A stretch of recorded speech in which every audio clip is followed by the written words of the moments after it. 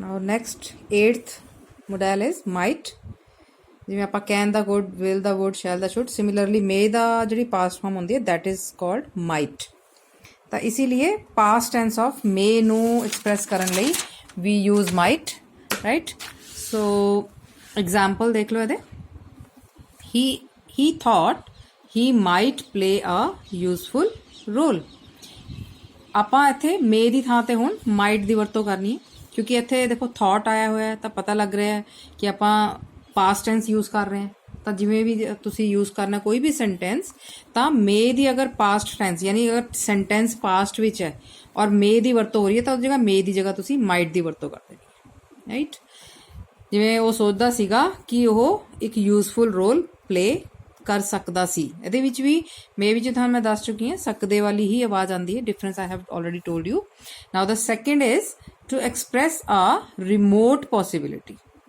Present time ਦੀ ਮਤਲਬ ਹੁਣ ਦੇ ਟਾਈਮ ਦੀ, ਮਤਲਬ ਉਹੀ ਗੱਲ ਆ ਗਈ, ਚਾਹੇ ਇਹ ਪਾਸਟ ਫਾਰਮ ਹੈ but we can use in present also. Remote possibility ਦਾ ਮਤਲਬ ਹੁੰਦਾ ਹੈ ਵੈਰੀ ਲੈਸ। ਮੈਂ ਉੱਪਰ ਮੈਂਸ਼ਨ ਕਰ ਦਿੱਤਾ ਹੈ, ਯਾਨੀ ਸੰਭਾਵਨਾ ਹੈ ਲੇਕਿਨ ਬਹੁਤ ਘੱਟ, ਠੀਕ ਹੈ ਨਾ। ਜਿਵੇਂ ਮੇ ਦੇ ਵਿੱਚ ਤਾਂ ਫੈਕਚੁਅਲ ਪੋਸੀਬਿਲਿਟੀ ਹੁੰਦੀ ਹੈ ਵੀ ਅਸਲੀਅਤ ਵਿੱਚ ਜਿਹੜਾ ਕੰਮ ਹੋਣਾ ਹੁੰਦਾ ਹੈ।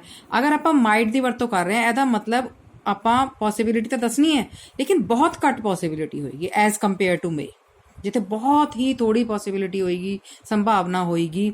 ਔਰ ਪ੍ਰੈਜ਼ੈਂਟ ਟਾਈਮ ਦੇ ਵਿੱਚ, ਹੁਣ ਦੇ ਵਿੱਚ ਜਿਵੇਂ ਹੁਣ ਸਾਡੇ ਸਾਹਮਣੇ ਕੰਮ ਹੋ ਰਿਹਾ ਤਾਂ ਤੁਸੀਂ ਮਾਈਟ ਦੀ ਵਰਤੋਂ ਕਰਨੀ ਹੈ। ਜਿਵੇਂ ਇਟ ਮਾਈਟ ਰੇਨ ਟੂਨਾਈਟ, ਬਹੁਤ ਘੱਟ ਸੰਭਾਵਨਾ ਤੁਹਾਨੂੰ ਲੱਗ ਰਹੀ ਹੈ ਤਾਂ ਤੁਸੀਂ ਮੇ ਨਹੀਂ ਕਹੋਗੇ, ਹੁਣ ਮਾਈਟ ਕਹੋਗੇ ਵੀ ਅੱਜ ਰਾਤ ਬਾਰਿਸ਼ ਹੋ ਸਕਦੀ ਹੈ, right.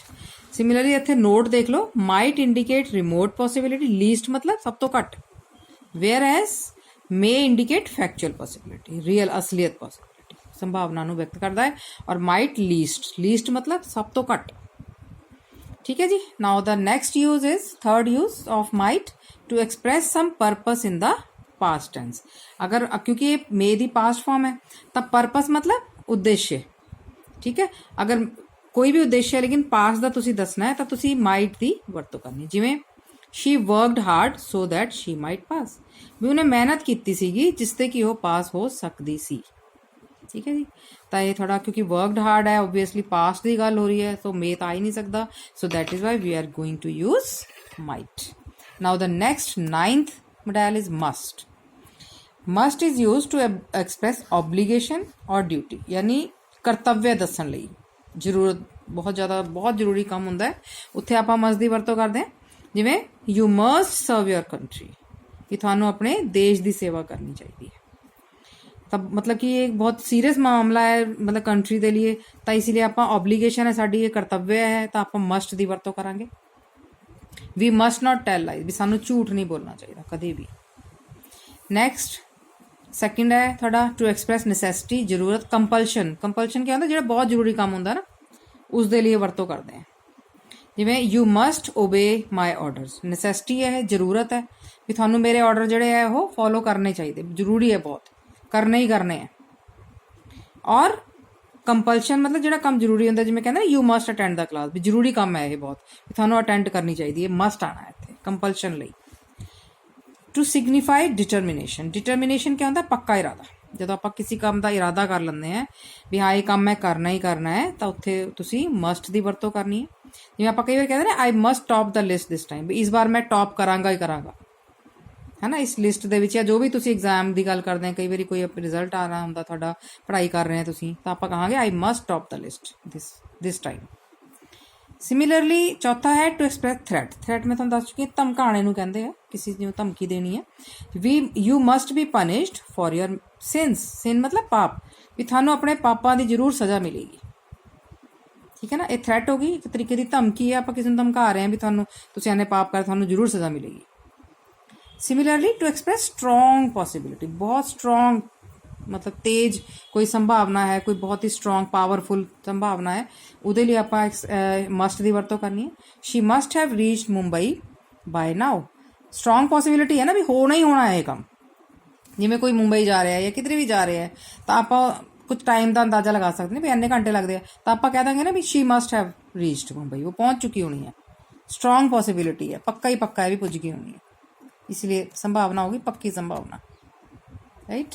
Now next is to express a guess, guess ਮਤਲਬ ਆਪਾਂ ਅੰਦਾਜ਼ਾ ਲਗਾਉਂਦੇ ਹਾਂ, ਕਨਕਲੂਜਨ ਮਤਲਬ ਨਿਸ਼ਕਰਸ਼, ਸਿੱਟੇ ਤੇ ਪਹੁੰਚ ਜਾਂਦੇ ਆਪਾਂ ਕੋਈ ਵੀ ਹਾਂ ਇਹ ਕੰਮ ਹੋ ਗਿਆ ਹੋਣਾ, ਔਰ ਗੈਸ ਮਤਲਬ ਅੰਦਾਜ਼ਾ ਲਗਾਉਂਦੇ ਹਾਂ। ਜਿਵੇਂ someone is knocking at the door, someone must be knocking at the door. ਉਸ ਤੋਂ ਬਾਅਦ ਆ ਗਿਆ ਤੁਹਾਡਾ conclusion, it must be a postman. ਹੁਣ ਇਹ ਪੂਰਾ ਇੱਕ ਸੈਂਟੈਂਸ ਹੈ ਕਿ someone is knocking at the door comma it must be the postman, ਵੀ ਕੋਈ ਦਰਵਾਜ਼ਾ ਖੜਕਾ ਰਿਹਾ ਹੈ ਉਹ ਪੋਸਟਮੈਨ ਹੀ ਹੋਏਗਾ। ਤਾਂ ਤੁਹਾਡੀ ਗੈਸ ਹੈ, ਇਹ ਅੰਦਾਜ਼ਾ ਲਗਾ ਰਹੇ ਨਾ ਤੁਸੀਂ ਵੀ ਕੋਈ ਖੜਕਾ ਰਿਹਾ ਤਾਂ ਪੋਸਟਮੈਨ ਹੋ ਸਕਦਾ ਹੈ, ਰਾਈਟ। ਔਰ ਕਨਕਲੂਜਨ ਮਤਲਬ ਤੁਸੀਂ ਸਿੱਟੇ ਤੇ ਪਹੁੰਚ ਰਹੇ ਹਨ, ਕਿਸੇ ਨੂੰ ਦੇਖ ਕੇ ਅੰਦਾਜ਼ਾ ਲਗਾ ਰਹੇ ਹੀ ਮਸਟ ਬੀ 35, ਕਿ ਉਹ 35 ਸਾਲਾਂ ਦਾ ਹੋਏਗਾ, ਰਾਈਟ। ਉਸ ਤੋਂ ਬਾਅਦ ਆ ਗਈ ਤੁਹਾਡੀ need.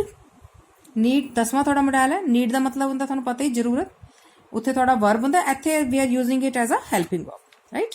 So as a regular verb need means require. Need ਦੀ ਕੀ ਮਤਲਬ ਹੁੰਦੀ ਹੈ? ਜ਼ਰੂਰਤ। ਅਗਰ ਆਪਾਂ ਐਜ਼ ਅ ਵਰਬ ਯੂਜ਼ ਕਰ ਰਹੇ ਹਾਂ ਉਹਨੂੰ ਕਹਿੰਦੇ ਜ਼ਰੂਰਤ ਹੈ, ਮੈਨੂੰ ਇਸ ਚੀਜ਼ ਦੀ ਨੀਡ ਹੈ, ਜਾਂ ਬੀ ਇਨ ਨੀਡ ਆਫ, ਜਾਂ ਸਾਨੂੰ ਉਹਦੀ ਜ਼ਰੂਰਤ ਹੈ। And form all the tenses in a regular way. ਮਤਲਬ ਅਗਰ ਆਪਾਂ ਇਹਨੂੰ regular as a regular verb use ਕਰਦੇ ਹਾਂ ਨੀਡ ਦਾ, ਤਾਂ ਇਹਦਾ ਮਤਲਬ ਕੀ ਹੁੰਦਾ ਹੈ? ਜ਼ਰੂਰਤ। ਜਿਵੇਂ ਹੀ ਨੀਡ ਸਮ ਮਨੀ, ਇੱਥੇ ਕੀ ਹੋ ਗਿਆ? ਇਹ ਹੈਲਪਿੰਗ ਵਰਬ ਹੋ ਗਿਆ ਵੀ ਉਹਨੂੰ ਪੈਸਿਆਂ ਦੀ ਲੋੜ ਹੈ।